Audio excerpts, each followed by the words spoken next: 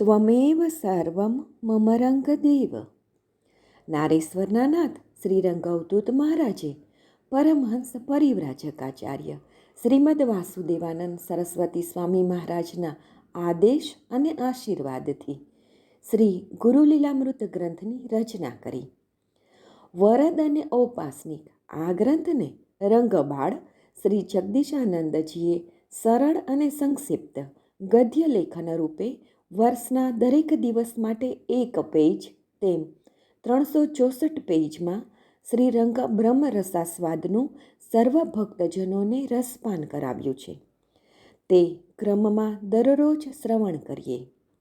દત્તબાવનીના ગાન પછી આ એક પેજનું પઠન કરવું શ્રેયસ્કર છે. સપ્તાહ 2 બુધવાર. નિરંજનને થયું કે અર્જુનને ગર્ગમુનિએ શ્રી દત્ત પાસે કેમ મોકલ્યો? અર્જુન રાજકુમાર હતો જ, છતાંય રાજ્યાસનથી તે કેમ દૂર ભાગતો હતો? તેની જન્મકુંડળી તો અતિ પ્રભાવિત મંગલકારી હતી, તો તેમાં વળી શું અલ્પ રહી જતું હતું? યોગસિદ્ધિથી શું ફાયદો થાય છે? હે અલખજી, આપ મને તે સમજાવો. અલખજી કહે, હે ચતુર સુજાણ, સાંભળ. જ્યારે મનમાં ડર, ભય કે અશક્ય કર્મ કરવાની કોઈ પણ ઘટમાળ સર્જાય છે, ત્યારે માનવ સ્વભાવ પોતાના મનના વિચારથી કોઈકવાર ભયભીત થઈ જાય છે. તો આવા ભયભીત શંકા કુશંકાવાળા માનસ ધરાવતા જીવાત્માઓને યોગ શક્તિ દ્વારા તેમના મનને નિર્ભય અને બધું જ અશક્યને શક્ય કરવાને આ જીવ સક્ષમ છે એવી પ્રેરણા આપી, તેના અંતઃકરણને શુદ્ધ કરી, ભય ભગાડી, તેનામાં સર્વશક્તિનું સામર્થ્ય આ યોગ શક્તિ દ્વારા ભરા મુર્દો મેં પ્રાણ, તે જળને ચેતન કરી શકે છે, ડરપોકને બહાદુર બનાવી શકે છે અને બધી જ દિવ્ય ચેતના શક્તિને જાગ્રત કરી તે સર્વત્ર વિજયી બની શકે છે. આવા યોગેશ્વર્ય સમર્થ શ્રી દત્ત છે.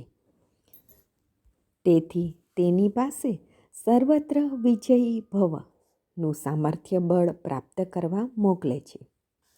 અર્જુનને શ્રી દત્ત મહારાજ કેવા સામર્થ્ય બળવાળા, શક્તિશાળી, વિતરાગી, યોગ બળે ભક્તોનું રક્ષણ કરવાવાળા, દુષ્ટોને દંડ દેવાવાળા, જે સદા નિષ્કલેશ, વિશ્વસાક્ષી, વિશ્વેશ, જગતપાલક, તારક, રક્ષક, યોગીરાજ અવધૂત દત્ત દિગંબર, શરણાગત તારક, દૃષ્ટ નિકંદન કરવાવાળા, ઐશ્વર્ય સટગુણ સંપન્ન છે, તે દેવાધિદેવ શ્રી દત્તની અકળ લીલાનું દર્શન કરાવે છે.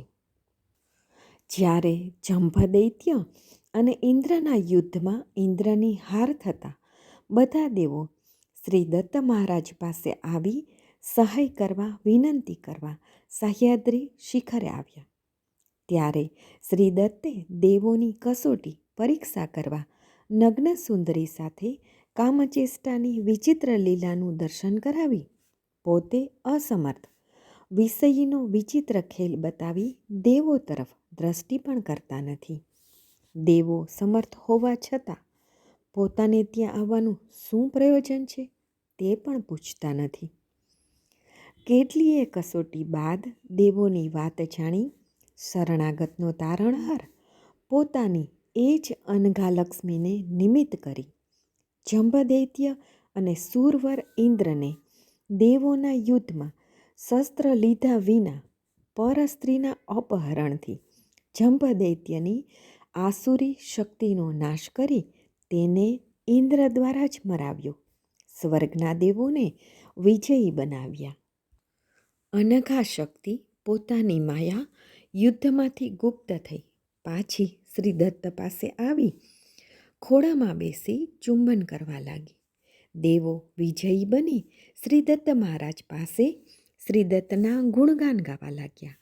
ત્યારે શ્રી દત્ત મહારાજે ઇન્દ્રાદિ દેવોનો ઉપકાર માન્યો કે આપ સૌએ મારી સ્ત્રીને દૈત્ય પાસેથી છોડાવી મારી લાજ રાખી એમ કટાક્ષ કીધો. બધા જ દેવોને આશીર્વાદ આપ્યા. સૌ પોતપોતાના નિવાસધામે પધાર્યા. આવા અપૂર્વ પ્રભાવવાળા યોગેશ્વર શ્રી દત્તપ્રભુ પાસે અર્જુનની બધી જ મહેચ્છાઓ, કામનાઓની પૂર્તિ તેમજ સમ્રાટ, પરાક્રમ, શૂરવીર, યોગ વરિષ્ઠ પૂર્તિ તેમજ સપ્ત દ્વીપ મહીપતિ થવા ગર્ગ ઋષિએ અર્જુનને શ્રી દત્ત પાસે મોકલ્યો. અને આગળ કહ્યું તેમ શ્રી દત્તે તેની વિચિત્ર અકળ લીલા પણ બતાવી, તેની અનેક રીતે કસોટી કરી.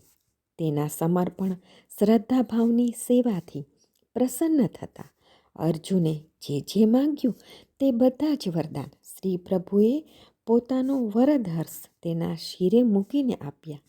જેમાં પોતાનું ખાત્યાધિકના હાથે જ મૃત્યુ થાય તેવી દિગ્વિજયી આશીષ પણ પ્રાપ્ત કરી.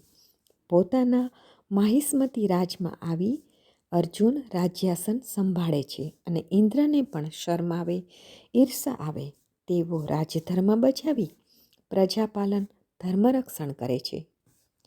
જે દિવસે શ્રી દત્ત મહારાજે આવા આશીર્વચન સાથે તેને જે વરદાનો આપ્યા હતા તે દિવસે માઘ કૃષ્ણ અષ્ટમી અનઘાષ્ટમી હતી.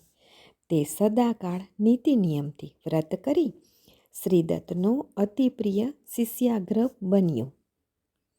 અનઘાષ્ટમી વ્રત આ કરે નિત્ય નિયમથી જેહ, થાય સુખી સમૃદ્ધ એમાં નહીં સંદેહ. શ્રી ગુરુ લીલામૃત અધ્યાય 12 દોહરો 46. અવધૂત ચિંતન શ્રી ગુરુદેવ દત્ત.